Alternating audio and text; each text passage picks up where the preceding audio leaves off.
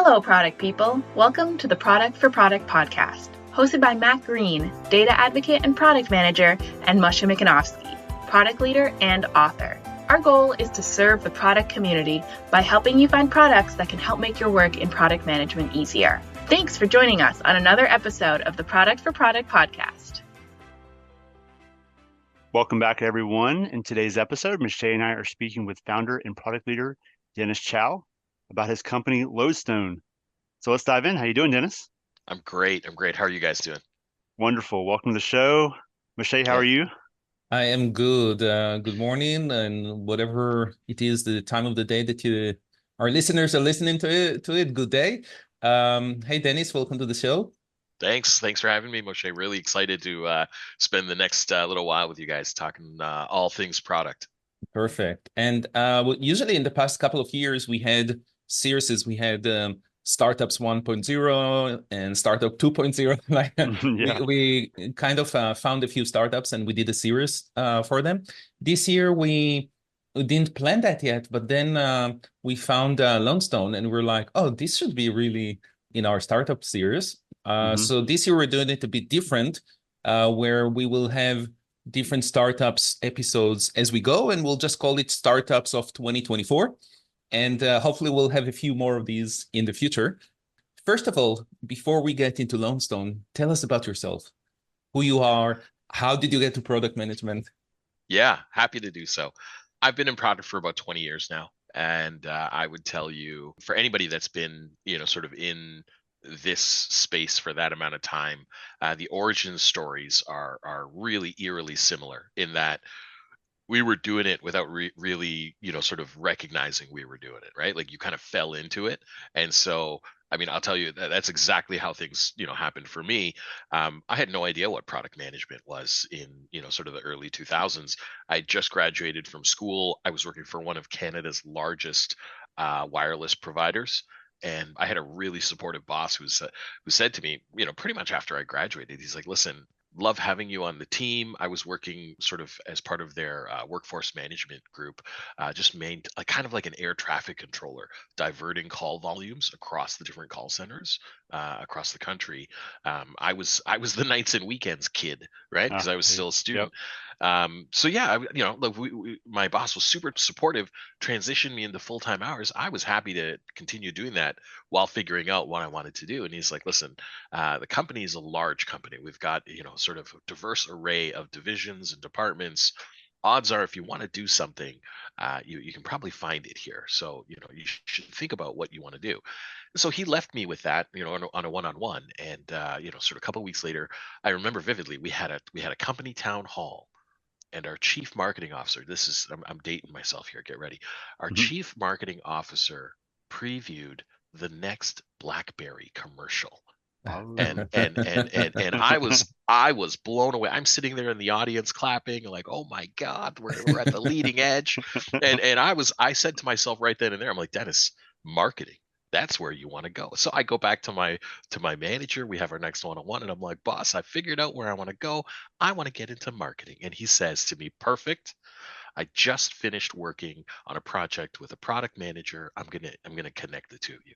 And so this is really interesting, right? So, sort of in those early 2000s, product management at a wireless company, followed the similar roots of, classic consumer packaged goods flavor of product management, right? Our chief marketing officer at the time was, sort of an old CPG guy, right? So he brought that sort of flavor and definition of product with him. And really sort of, you're not talking about, sort of innovating on the handsets, because you've got your OEM manufacturers, the Samsungs, the Sonys. They're the ones who are bringing those products to market. You're really talking about packaging with airtime and megabytes of data and numbers of SMS messages, and you're trying to figure out how to do that in as attractive a manner, right? So very, very similar to those CPG roots, right? So that's how I got started, and sort of just I got really, really lucky, I would tell you guys, in terms of being able to take advantage of things, but then having the presence of mind to look back and be able to connect the dots to create a new kind of narrative. So, sort of working in at a wireless company, cell phone bills and the notion of ARPU. I mean, this was a construct I was, and churn and retention.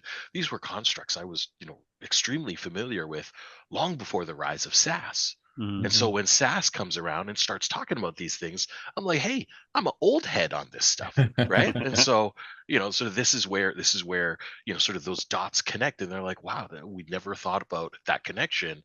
But yeah, we should probably give this guy from wireless a chance in this space, right? And so that's how things go. Otherwise, sort of the other, sort of parallel narrative I'd share with you guys. I read Malcolm Gladwell's book, Outliers, really, really early in my career, and I was hung up on his notion of 10,000 hours, right? Sort of, how do you really recognize you get good at something? I know that since, sort of since then, I think the notion of 10,000 hours has been like scientifically debunked. There've been articles published, but sort of, you know how earworms work, right? Like if it's attractive, if it's easy to remember, it sticks with you, right? And so, I'm no less susceptible to that sort of stuff myself. And so, I took the extra step and I said, what does 10,000 hours look like in the world of work, right? So we got 40-hour work weeks. We've got 50 working weeks a year, right? And, I might be a workaholic because I only take 2 weeks off, right? But that's 2,000 hours. So to get to 10,000 hours is 5 years, right? So how do you think about your career? Can you think about your career in 5-year chunks? And again, through the gift of spending time looking back and trying to craft a narrative by connecting seemingly disparate dots, I would tell you guys, first 5 years of my career, figuring out what it meant to be a good product manager, right? The next 5 years was, okay, that conventional rise in your corporate career, you get good at doing something, you get asked to lead people to do that thing. So that, years 6 through 10 was about figuring out how to lead product people well, right? Years 11 through 15, I would tell you, is really about sort of that product executive journey, and being the foremost product person in an organization, oftentimes reporting to the CEO, having to present to the board, and really sort of growing and scaling the product management function as a whole, right? So figuring out that dynamic, and then sort of this last 5-year blocks, sort of the 16 through 20 has really been sort of almost like a revisiting of sorts, right? I would say the biggest categorization here is, how do you just, coach and mentor, other product leaders, other product managers, and it's like, hey, sort of you've been there, you've done that. How do you really, sort of just connect with people back on an individual level and help them? I think, sort of there's a lot of dovetailing with this being what the last 5 years has felt like, coinciding with the pandemic and the subsequent opening up of just, it's a lot easier to talk to other people around the world now, right? The notion of jumping on a Zoom call and having a conversation, felt a little, sort of awkward depending on the industry you might have been in, right? And a little foreign, a little new. It's like second nature now. Everybody has no qualms jumping on a call together, and doing this. And so, from a coaching standpoint, from a mentorship standpoint, that's tremendously sort of helped that cause. That's how I'd largely define sort of my career and what I've been doing. Well put. And I love it how it's strategic you were about it. These 5 years chunks are very strategic. Like you have a vision, you're define your strategy, and then how do you get to that strategy? So very much like a product manager there. So these are great lessons for sure. Absolutely. Your career is a product, right? So yes, exactly.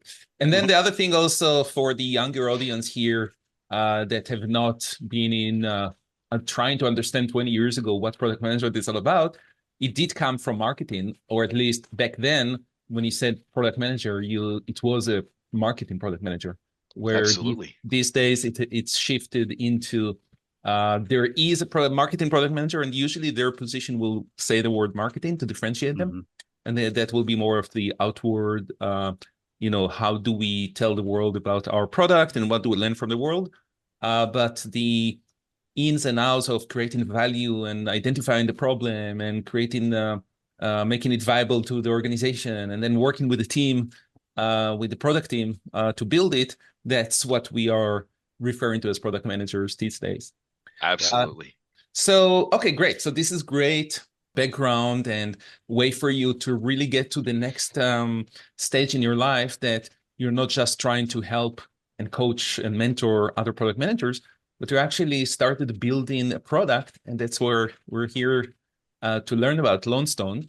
And what caught my attention with your product, and just to give a bit, very small, brief preview here, because I encourage everyone to listen to this to just, click on the link with the Lodestone website and go and check it, because there is a very nice kind of a video on the website that shows right away, and that's what caught my eyes right away. And this is the way to put a roadmap in a very different way, that visually, than what we are used to. So the traditional roadmaps everyone are talking about are Gantt charts. Okay, that's we know it's a project management roadmap. They're not what we want them to be. And then what everyone these days are talking about is now, next, later. So basically, what do we have to do now? What do we have to do next? And what do we have to do later? What these things are shifting. There is no specific dates to them. It's all about the outcomes. So it's outcome driven. The way that Lodestone, and here maybe I'm still in your thunder there, but I'm really, I was really excited when I saw that, and that's really why I wanted to talk with you, is a sunburst diagram. Yep. And there is something in the middle, and then there is all of these rays of sunshine coming out of that. So I will let you explain what it is, and first of all, what Lodestone is, and how did you come up with that presentation of a roadmap, and then later we can get into more details about how did you even figure this out. Yeah, sure thing. So really quickly, Lodestone as a whole is now sort of the beginnings of a product management toolkit or platform. The whole purpose behind Lodestone is to help product managers move faster. And by moving faster, do we help them get more things done? If they can get more things done, does that in turn help them become a little bit more successful in trying to achieve that magically elusive goal that we all have as product people, and that's organizational alignment, right?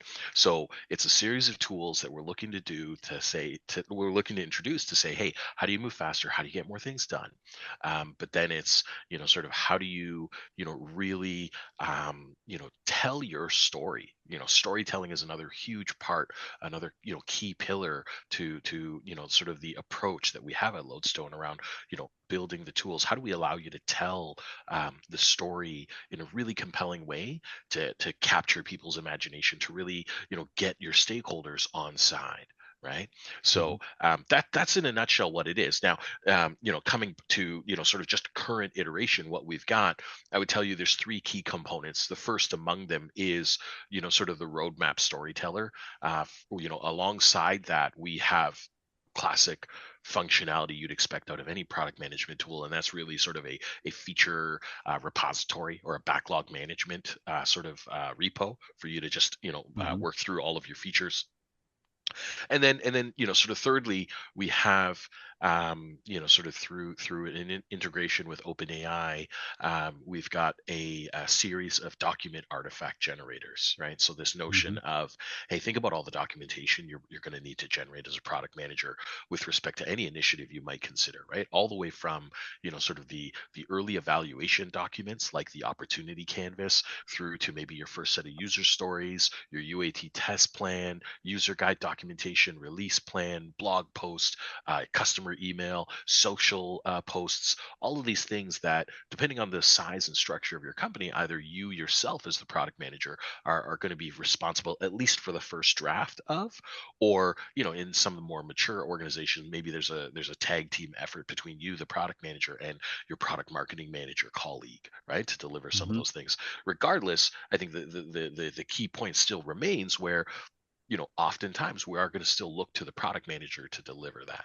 right? So, what we've got with Lodestone is this sort of function where you take a basic description of the initiative or the feature that you're working on, and you can simultaneously generate all of those artifacts at once, right? Just to help you move faster. Again, like everything generative AI, sort of it is a first draft, right? It's meant to sort of get your creative juices flowing. It's built on this premise that we believe it's a lot easier for product people to iterate off of something existing than it is to ask them to create something brand new from scratch, right? Absolutely. So that's what we've got. Coming back to sort of the roadmap, sort of the road mapping tool. Yeah, I'll tell you sort of the key principles behind this.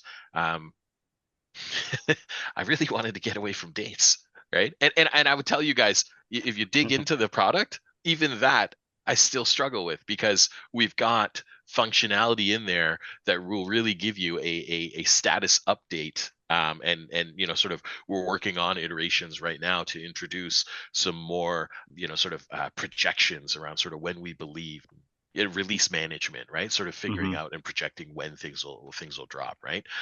But that's key right there, right? The notion of a release plan. And that's what I really dug in on. I said, listen, let's call out this distinction between what a roadmap is and what a release plan is. And my current hypothesis that I'm putting forward to the world is a lot of organizations, a lot of stakeholders, when they ask for roadmaps, they really are asking for release plans. The moment you ask for dates, you're asking for a release plan. And so, dare I say it, do I come off with a holier than thou type attitude to say, okay, hey, let's be clear about things. You're asking for a release plan. You're not asking for a roadmap. The natural reaction to that is, all right, hotshot. Well, why don't you tell me what a roadmap then is, right? And so my response to that is, a roadmap needs to be your bridging document that really connects the strategic objectives you have as an organization down to the tactical executions you guys are doing in product and engineering, right? This stems, again, like, this is very opinionated software, folks, right? So, sort of a lot of the stuff in Lodestone, I'm not going to lie, right? There's a lot of my own sort of lived experiences reflected through this. I would tell you, sort of, it's so important for me to be able to allow product people to connect, the day to day to the larger organizational goals.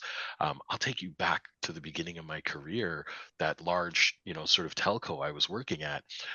With these large enterprise organizations, you have these volunteer task forces, right? These, they get together a collection of employees, they work on something. And so I was working on, sort of our department's employee engagement task force, because we sort of had, sort of slightly lower than average scores for the 1 year that I volunteered. And there was a call out, say, hey, we're looking to bring together a couple folks, and we'll work with HR to really figure out sort of what we can do to turn around these scores. So I volunteered my time, being sort of, the young, happy-go-lucky guy that I was.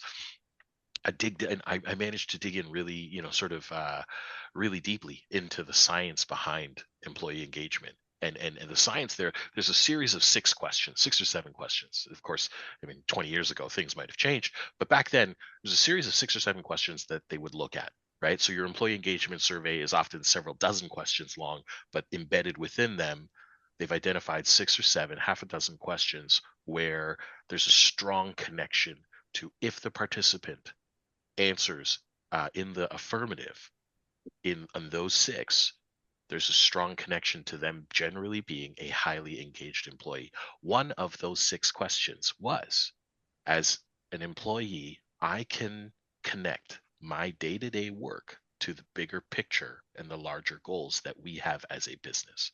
I can't tell you guys why, but for some reason that stuck with me.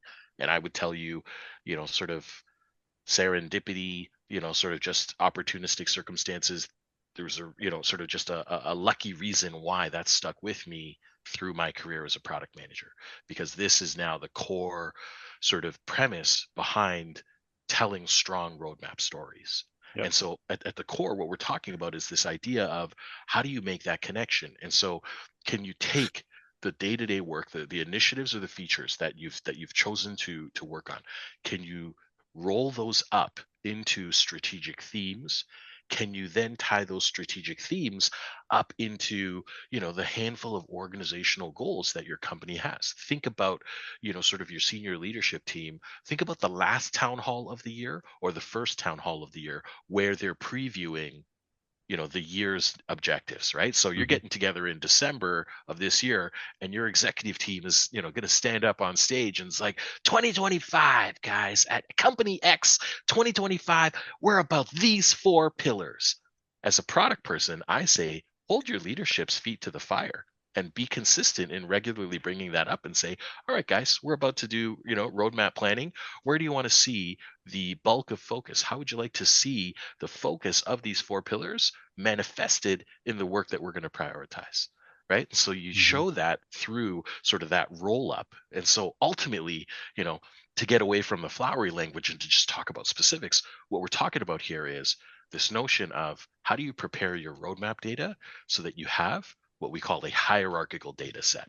You have, small things that roll up into bigger things that in turn roll up into bigger things.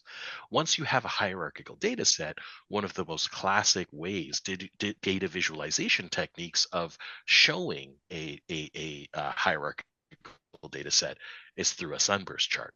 And so that's what we've done. We've unlocked the idea of let's help you make a sunburst chart, but then let's help you export that sunburst chart into a presentation deck. And so we deconstruct the chart and allow the user to now go section by section, sequentially, slide by slide, to now tell their story. That's great. It's almost like peeling an onion, right? Exactly. Yeah. It's peeling an onion from within. Yeah. Because right? Because your strategy, or first of all, your vision, and then your strategy is at the core of this. And then what you have to do to make that happen is that onion peels, right? Right. We're building the onion. So product people. Yeah, that's why it's called a sunburst, because it's like you start from the middle and you go out. Yeah. And maybe that's what captured my attention when I saw it first, because I'm very visual. And we are always talking about, you have to have a vision, you have to have a strategy, then you have to align all of your work with that strategy, and how do you have to achieve that? But visually, it's very hard to connect the dots, even with the roadmap that looks like now, next letter, because it's still, we have a tendency, even then, many product managers, even I did it in the beginning, we put the features there, not the outcomes. So we put like, okay, we're just going to build this, but then it's not connected with your strategy and what you're trying to achieve. It's still a list of features. Roadmaps are so linear too. In the circular pattern, there's so many forces that go into the strategy and the roadmap and all the things that have to come together. Showing it in a very linear time perspective is tough.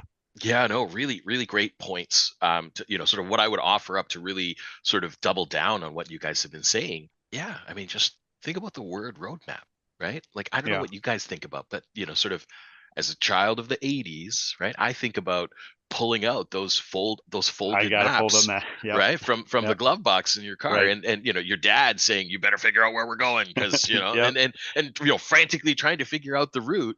But that was your roadmap, right? There was never time associated with that.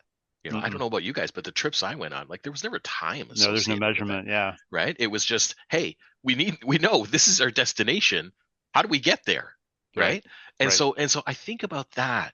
Right. And it's like, where was the element of time? Why and sort of, are we using, sort of, have we evolved the word for software purposes, for technology purposes, to now sort of embed this notion of time associated with, sort of, where are we going? But yeah, the other thing, sort of, I'd highlight as well is, the idea of a line versus a circle. Right. And sort of, I come back to like the core principle of what we do in product. And my, sort of, one of my beliefs in about product management is it's an exercise in trade-off. We are masters of trading off, right? That's all we do, right? I'm teaching my children how to be product managers, because I'm always like, hey, you can't have it all. You got this and you got that. I'll give you all the descriptions and all the value behind each one, but you got to choose one, right? Or you can only choose amongst this many. You can only choose this much, right? Opportunity cost. That's what we do. This is the life we live. And, sort of, at the end of the day, what we are doing as product people is we are putting forth our opinion. We're putting forth, hey, after spending all this time, after looking at all of the data, after receiving all of this feedback, looking through all the inputs, understanding the larger goals that we have as a business, this is where we believe, we should be placing our bets. We have an unlimited array of opportunities, and we have a very limited amount of resources with which to apply against those opportunities.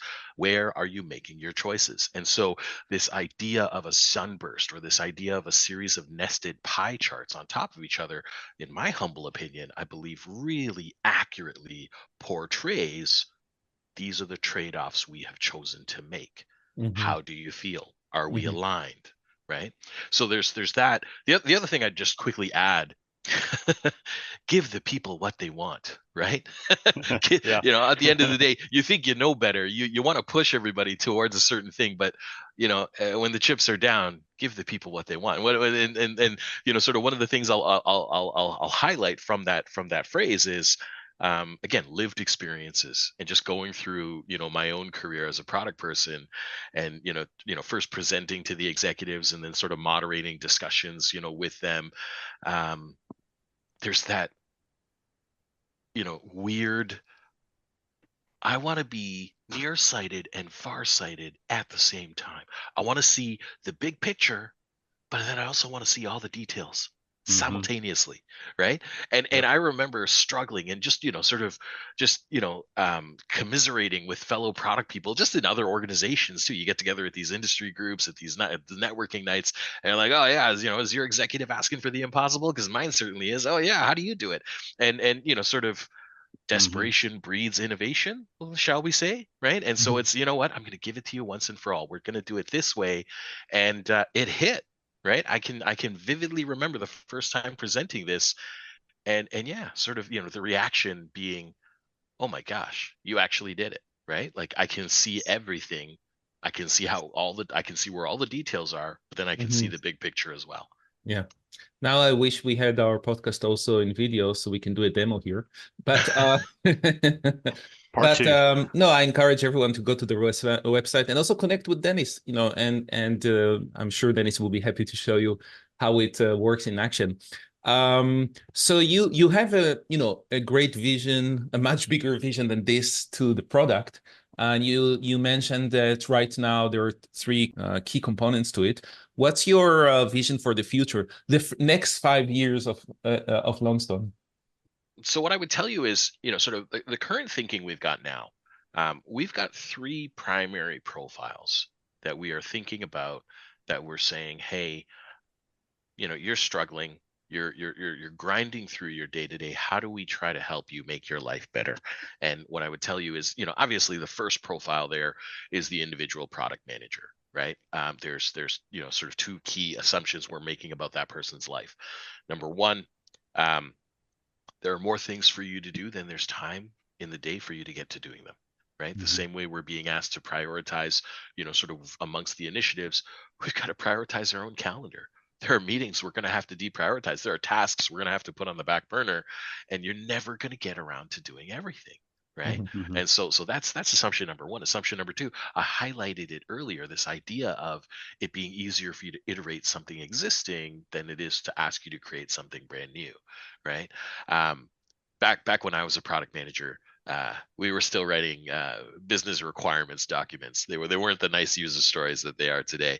But I cannot tell you emphatically enough how many times I would sit at my computer, have Microsoft Word open, and racking my brain trying to start, and having that blinking cursor just mock me. Hey buddy, get started. We're just waiting. Right. And so I can tell you, from engineering background, when I was developing software, I hated starting from scratch. I always like to start from some initial code.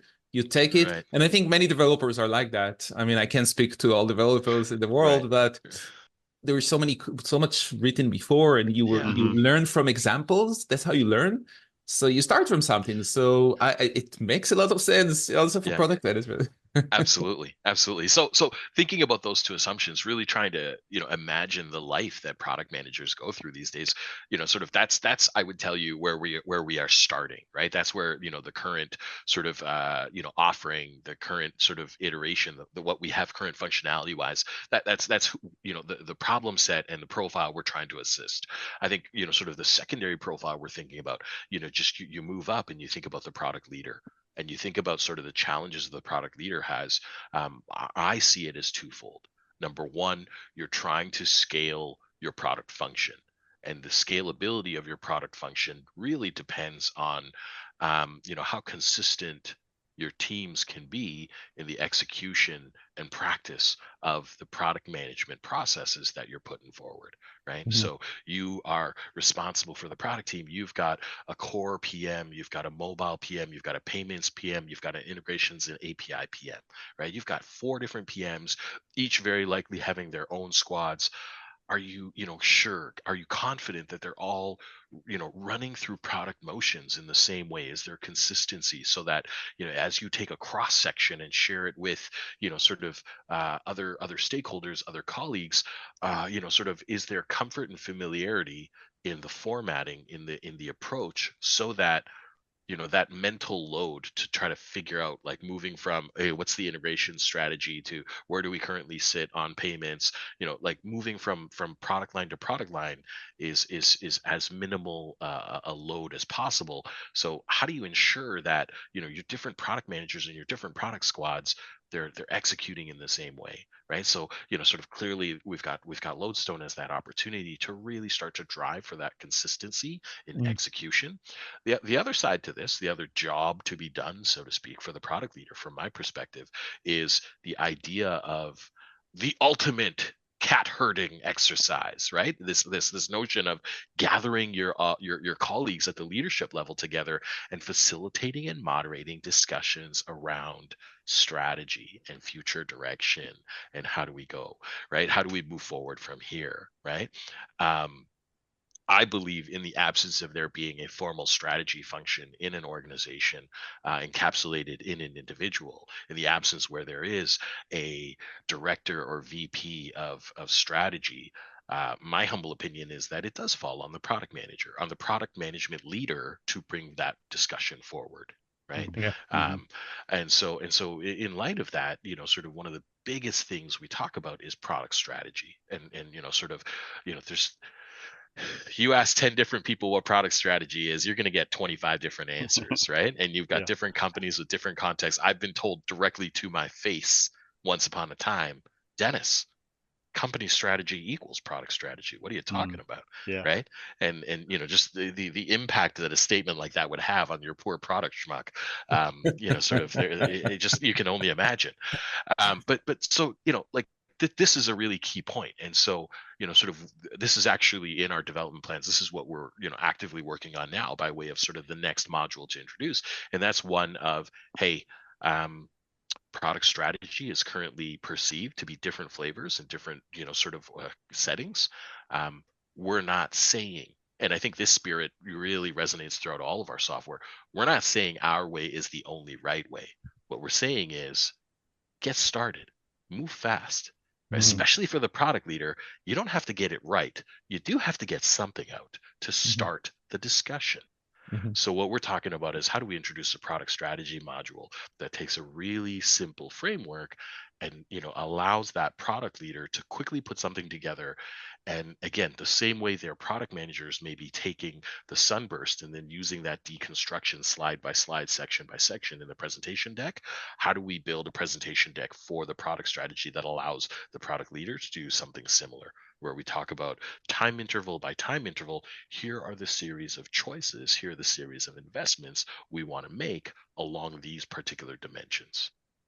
If I would try to be a product manager over here, or an engineer actually, and trying to solve it for you, I might think about maybe diving even deeper into the sun, where you have the vision or the problem definition in the middle, and then you have different strategies around it in your sunburst.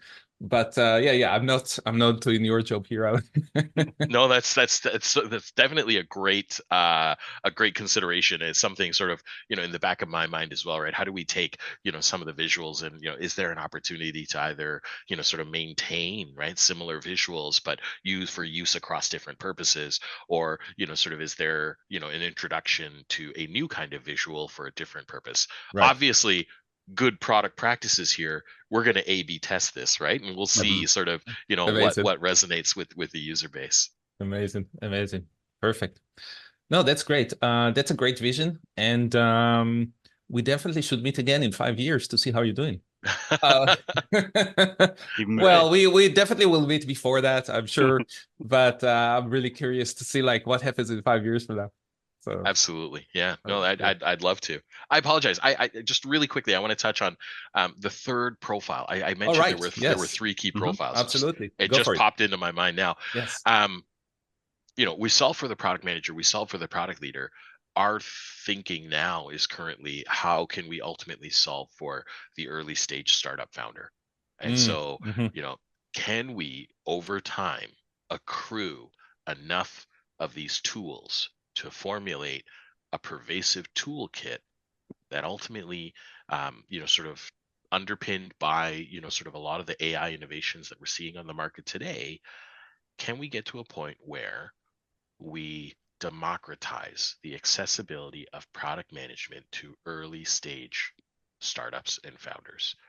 I think about this world where, I meet founders who are in, pre-revenue or pre-seed or seed stage, and, the comment inevitably comes to, can't wait till we get that Series A. We just need that Series A. Then I can afford my first PM, right? And sort of that's always been, sort of a universal and long just accepted statement, but that's never really sat well within me personally to say, why is that, right? Why are we saying, hey, good product management comes at a high price? What does that look like? So, sort of, do you call this the ultimate ambition? Do you call this, really reaching for the stars? Can we get to a point where, sort of we've built out this platform sufficiently enough that says, hey, for the early stage founder, you don't need to think about, a 6-digit salary and all the benefits that come, attached to that for an employee. You don't need to be thinking about that type of cost level to get, some decent product management practices within your organization. So That's a that's very interesting. Yeah, that's a very interesting. Maybe that is your vision for 5 years from now, the democratizing product management for the masses or something like that. But it's a really interesting thought over there. I've been mentoring and dealing with a lot of early founders in the past couple of years with a lot of accelerators, and I definitely see the need for them to understand, first of all, product management and to learn product management to help them with what they're doing. But all of them are saying, I'm not going to hire a product manager until I'm like wherever. And even the VCs are saying that. Like the VCs are telling them, don't hire a product manager. It's too expensive. You cannot afford it. And they feel they can do all on their own. Many of them can. Many of them come with product management experience, or at least they're good SMEs in their background, so they have this product, sense. But still, like a lot of the things that we learned through hard work and tears and sweat, you cannot learn just anywhere. You have to do it. So if there is a tool that can help you with that, that's definitely a really, really interesting vision. Well, I mean, we're just, the way I'm looking at it, absolutely to what you're saying, just to reinforce that, thinking about, founders and the backgrounds they may have, right? And, I think, you know, Lodestone, sort of being a product management software suite, maybe not necessarily as appropriate for the founder who has that product background, right? I'm going to make an assumption there that says you already know the processes, the motions, the way in which you want to execute with that product sense already embedded.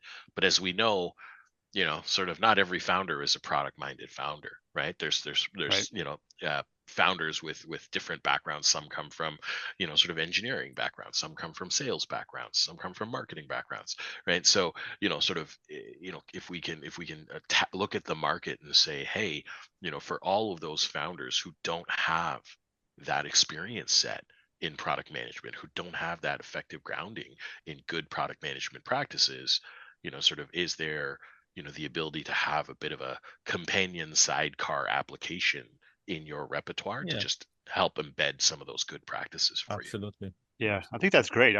Thinking about the Sunburst in user research, customer interviews, and stuff like that, like starting from day one, and that might be where the startup is. Understanding product market fit, understanding the people you want to sell your product to. So with Lodestone, I love the name. I want to ask you about that as well. I love the name as well. So just thinking about discovery, does Lodestone have that kind of discovery repository? Like Moshe and I have talked in the past about user research. We've spoken to people about that. In my experience, getting that data and bringing that up to the point of, hey, we're going to build this because customers are asking for it. That's sometimes can be a challenge. Getting to that data, aggregating that data, and making great decisions based on that data. So does Lodestone work with that?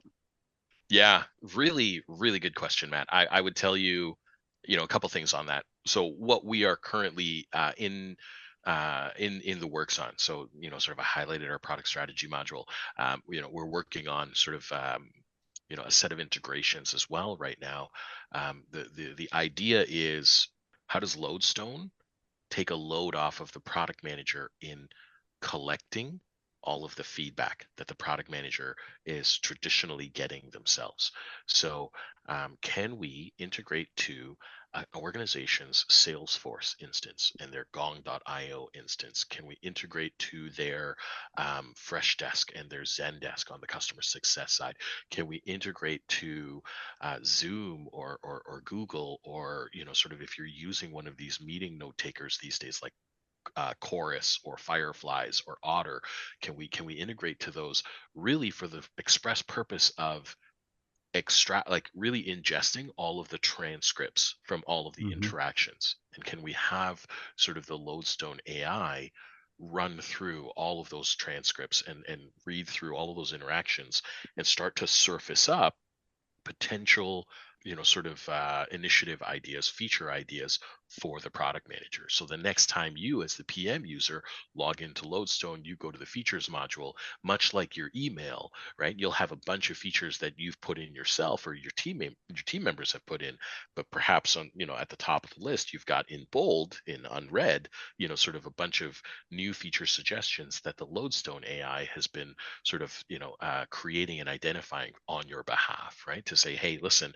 I'm connecting the dots for you, right? Sort of Mm-hmm. Billy, over our account exec, Billy, has identified this new opportunity. And this actually matches up with what Sarah in customer success and sort of Ashwin in customer support, they're also experiencing this as well from the 2 interactions they've had. So now we've got 3 specific users specifically highlighting this.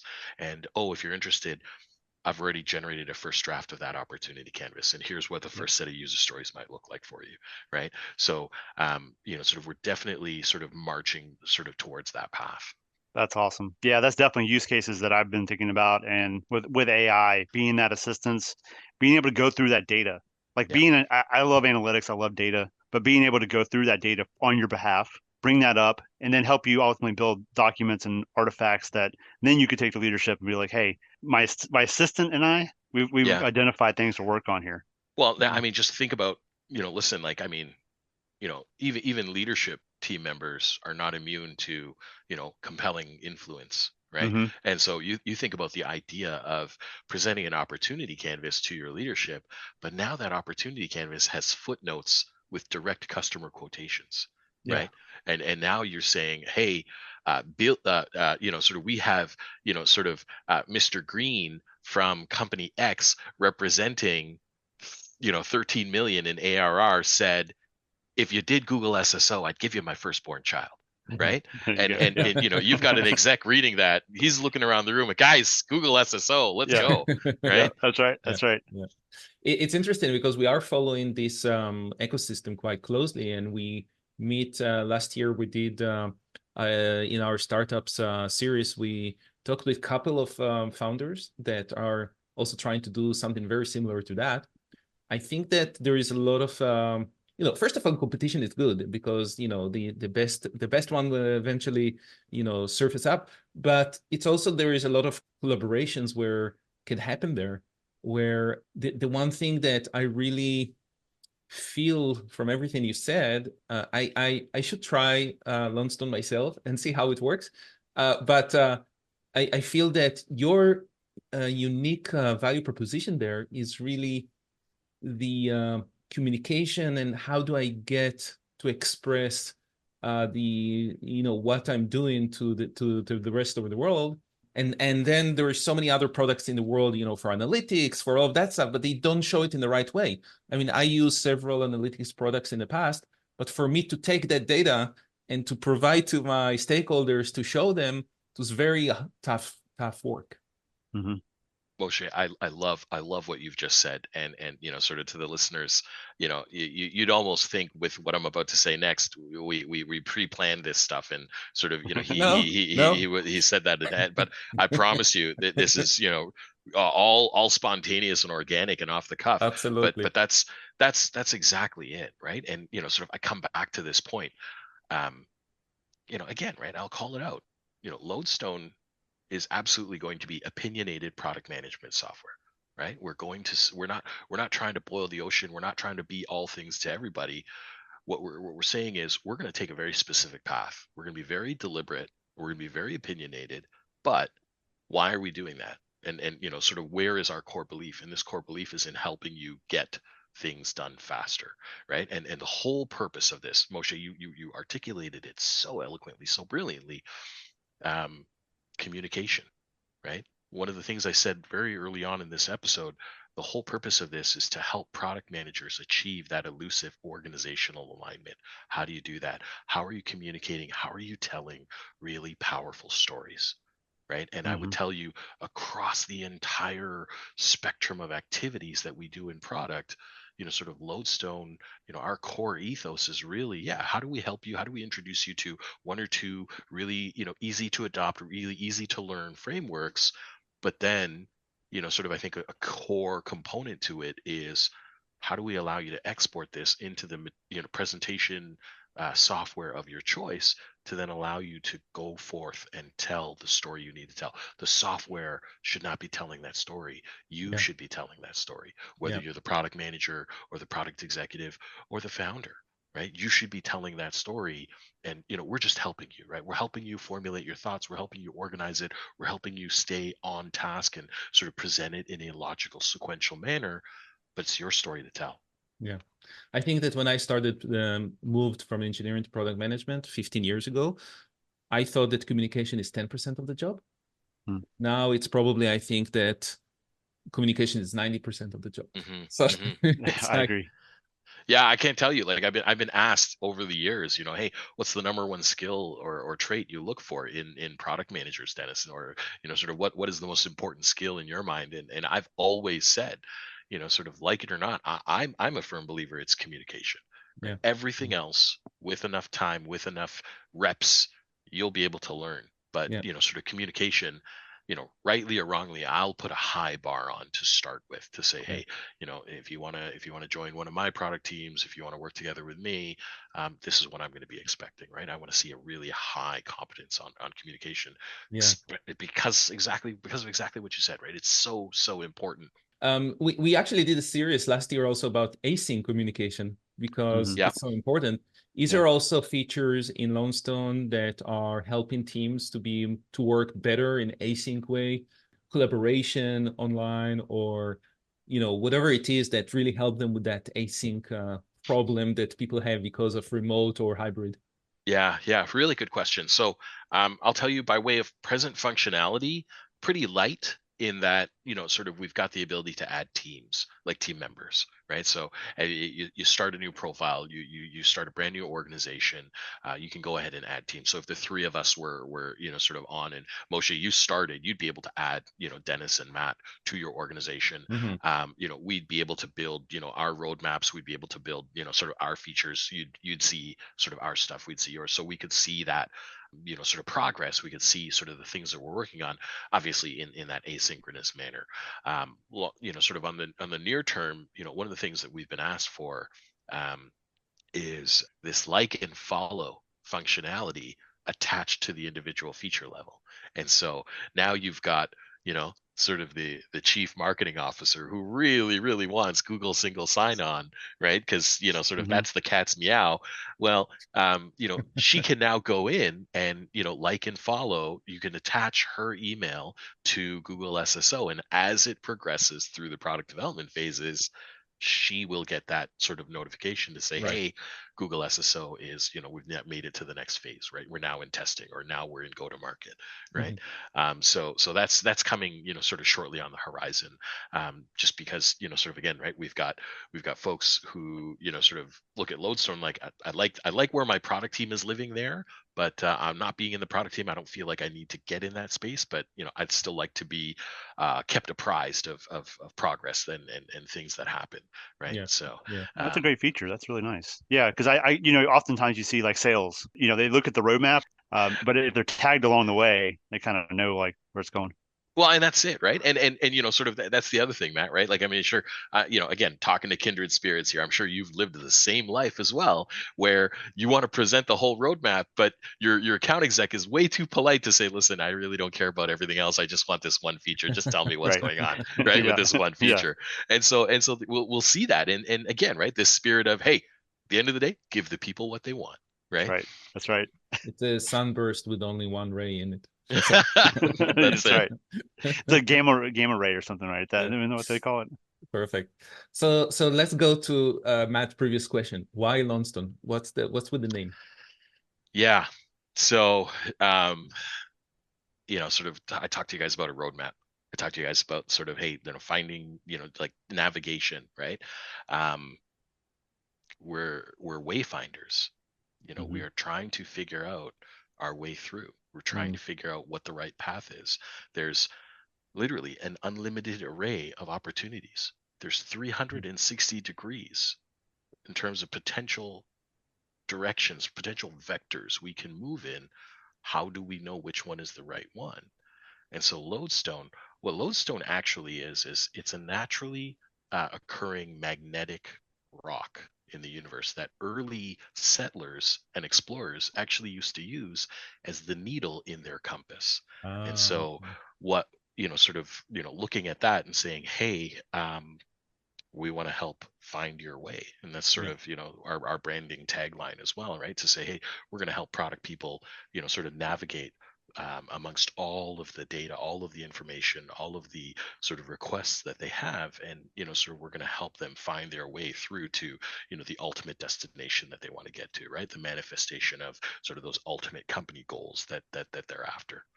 That's where the name comes from. That's great, because I played some Minecraft in the past, and Minecraft has a lodestone. Yes. So it helps you find your way. So I just love the name. It resonated well with me. So, and we actually had a episode in the past about naming startups, and that's hard. It's hard to do. So I think you landed on something that's really nice. Thank you. Thank you. I actually never knew what Lodestone is because I don't play video games.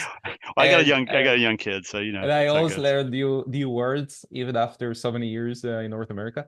But now that I know the meaning of Lodestone, it does resonate, and I get it. Now I get it. Yep. Perfect. I think we could have sit down and speak with you all day long. Yes. This was really a great discussion. Matt, do you have any other questions? We hit on all the key ones I had. So this was a pleasure. Absolutely. Yeah, no, I had a great time. Thank you again. And sort of it's always fun getting together and talking with sort of fellow product folks, and just really sharing where things are going, talking about sort of where the current state of things are. So this was great for me as well. We always enjoy it, and that's why we do this. where can people reach out to you? Yeah, I think, sort of the easiest place would probably be, sort of right from our website, www.lodestone.pm. You can, happily reach out to me, email directly. It's Dennis, Dennis @lodestone.pm. You can follow us on, sort of all the major socials, LinkedIn, Instagram, Twitter. We're, sort of all the same handle, Lodestone PM. Yeah, those would probably be the best ways to reach out. Excellent. Well, Dennis, thank you so much. Thank you, Mache. Thank you to all the listeners, and we'll talk to everybody next time. Thanks. Thank you. Take care, everyone. Thank you to all the listeners. We really appreciate the feedback and support. Please leave us a review to help others find the show on Apple or Spotify or anywhere else you're listening to the show.